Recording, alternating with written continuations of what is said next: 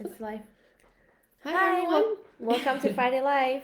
Today is March 29th and last week of March, and it's also Good Friday Yep. and Easter weekend. So we're gonna talk about spring break. Oh yeah, bring our Easter bunnies.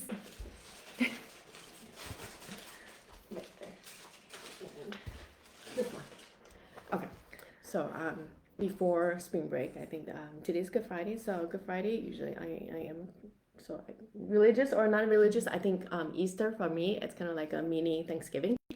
It kind of reminds me to remember who we love and who loves us and who's giving for us. So that's my little appreciation.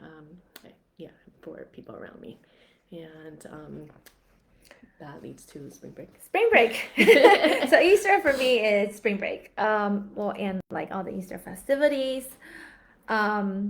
So we wanted to talk about a lot of people or families are planning on going on vacation for spring break. It's a long weekend. And the weather's nice. Well, it's supposed to rain this weekend. It's gonna rain. So if you go away, if you go away, the weather probably get nice. So when you go away, when you travel, things to think about.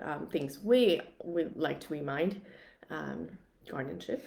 Yeah, as parents, our children are our number one priority. So we want to talk about guardianship today.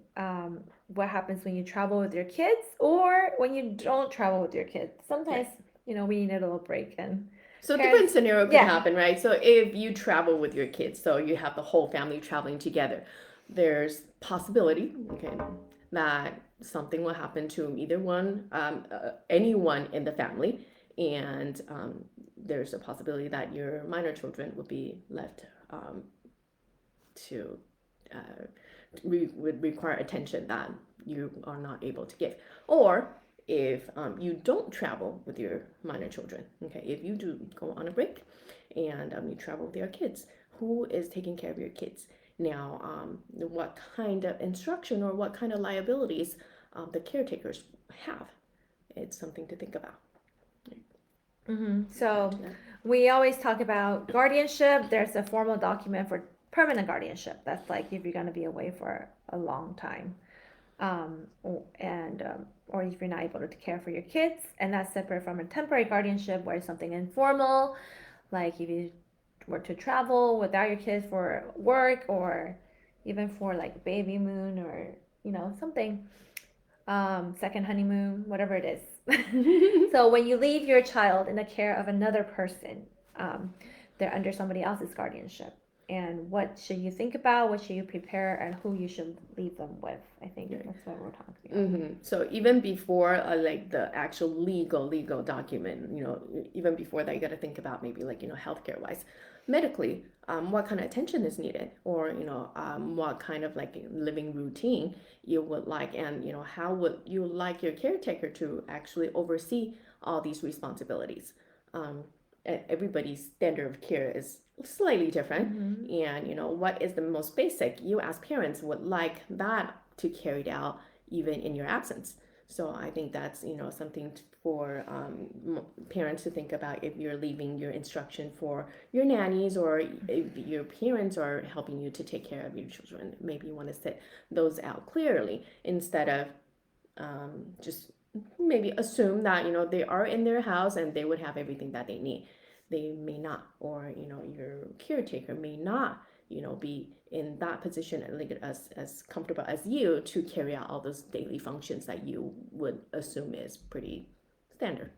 Yeah, so for me, I mean, it's always about communication, like everything we do. For me, the minimum would be I would leave instructions for, their daily schedules with their bedtime routine. If they're allergic to food, I have a child with, food allergy. So that's a big deal for me. Like EpiPen, what to stay away from, what to do in case of that, who to call, right?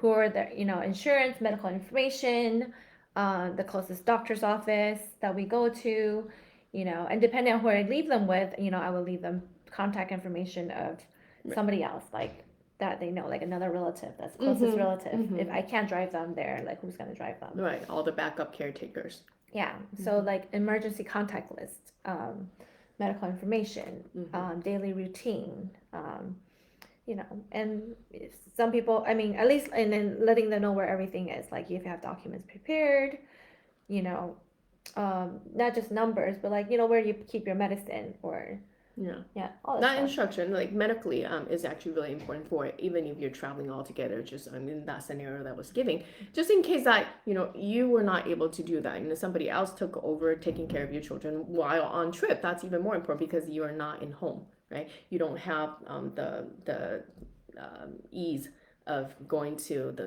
medical facilities that they're usually in. So then all the medical record would be with the facility. Then you're toy random. If your child does have some type of allergy or it's any special attention required, you want that really really temporary caretaker to know right away. And it sometimes it could be life and death, right? Yeah, I mean, ideally, yes, your child would know and advocate for themselves, but let's say if they are having an allergic attack, they can't say anything. I mean, they won't be able to speak or advocate for themselves, so Mm-hmm. it's just good to have those written down, and in place for that. Yeah. Yeah, it's just So. for emergencies. And Mm-hmm. I think permanent guardianship usually don't really come into place in travel scenario, but if you have thought about it, It's kind of a continuation of the temporary care, and then you drag it out long term. You think about what kind of lifestyle would it be in the long term. So if you are starting to think about the this temporary scenario, you can actually put yourself to give yourself a little more time to drag it out and think about it. Get ahead in the planning just in case if parents are not around. Yeah, and I think that would come into a scenario like, if you were traveling without your kids.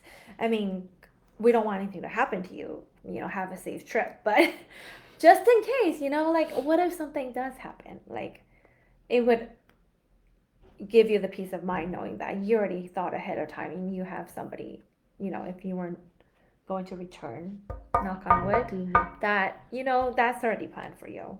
Right. Someone could take over and take care of your kids the way you would want your kids to be taken care of. Mm-hmm. So when you think about long term, it could be a relative like a sibling, but maybe out of state. However, you got to think about logistically, is it viable for your minor child or children to actually move out of state to be taken care of by your sibling, or is there a possibility that your sibling at certain age maybe not tied down to a career or not tied down to other things, possibly can actually move over to where you are, where your children are, to take care of them. So, a lot of things, like first thing, I'm going to think of my sister, but my sister is across the yes, continent, on the East right? Coast. On the East And Coast. so, how likely is that? It's something to talk about. So, I mean, it's like, yes, I can trust my sister totally, but, to actually do this planning, if that's my actual planning that I want to set in place, it's something you have to communicate. there's a lot to think about. Do you want your kids to be raised in the same place, the same school? Like, it's gonna be a big life change, but definitely temporary guardianship, permanent guardianship.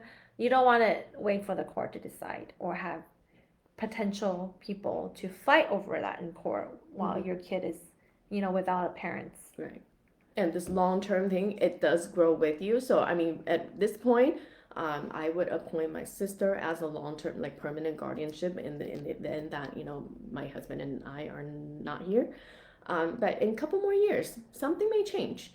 So that's something that you need to always update or like just review it maybe once a year, once 2 years to see how the scenario fit, and maybe have that designation grow and evolve with you. So then whenever if it does need to get to the court always has your latest intention in mind to make that call. Yeah, with our planning, you want to make the best decision at present time, like your current situation.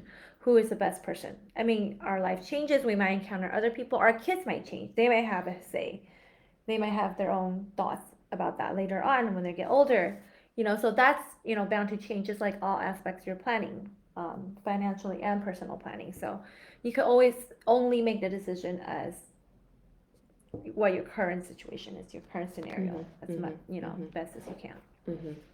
So that's why we always encourage, always update, Planning, review. It needs to adapt and grow with you. I mean, this is another thing we keep on harping on, because it's not death planning, it's life planning, and your life is constantly changing. So as you grow, the plans should grow and evolve with you. What else To-do. do we want to talk about? To-do list? To-do list. Basically, it is Easter weekend, so it just Think about what would you want to delegate for your nannies, caretaker, babysitter. I mean, a lot of us already do this, but I would say just make it a formal document, make it a file, like kind of like our estate planning. Everything is in one place. Why don't while you have time, put together your little folder for your babysitter or your nanny or family member. folder sounds a little intimidating. Can we like a little simpler than that? Like a sheet of paper with emergency contacts and medical information, medical contacts. That's totally doable, right? Right, that's Yes, doable. Like that's a few totally names doable. and phone numbers, closest relative. Okay, so that's your mini homework this weekend. And meanwhile, of course, enjoy your Easter weekend. Safe travels. If you do go on spring break, yes, enjoy your trip and be safe and enjoy your family. Yeah, and maybe we will also make a template for you. We'll see after Easter that you could complete or before Easter during the weekend. So, But we're check expecting back. them to actually do that homework though, right? So a Yeah, week. but then like a fillable form is what I'm Okay. thinking. I'll give myself a homework if I get around to it, but Okay. to make things easier. I'll try to hold you accountable. Okay, thank you. Have a good weekend. Enjoy your weekend and see you next week. Bye.